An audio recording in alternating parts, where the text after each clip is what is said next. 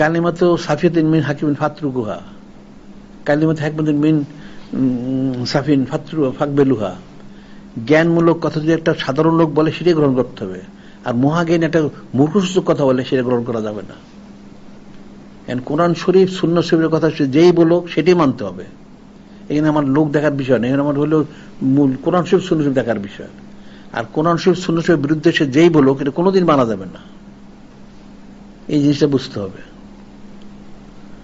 এখন হক বলতে হবে, চিন্তা গেলে চিন্তার কোনো বিষয় না, এগুলো চিন্তা করো কেন তোমরা, কে মানলে কষ্ট পাওয়ার কি আছে?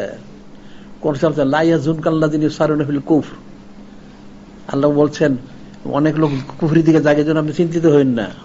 ওইটা তার নূরে মুজাসসাম হাবিবুল্লাহ হুজুর পাক সাল্লাল্লাহু আলাইহি সাল্লাম, উনি তো চিন্তা হন নাই, আমাদেরকে বলা হয়েছে। আমরা চিন্তা করবো কেন? আমরা চিন্তা করি না।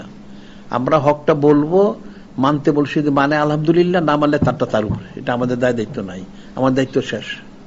ওমা আলাইনিল্লাল বালাগ, পৌঁছে দেওয়া আমাদের দায়িত্ব, তাইলে তো হয়ে গেল। বারবার তুমি বলতে থাকো তাদেরকে, দলিল দিয়ে থাকো, দলিল খণ্ড কর, আমি তোর মানবি না কেন? তোর মুসলমান যদি হস, আমি তো কাফের হয়ে যাবি, হয়ে গেল। এত কথার তো কাম নাই।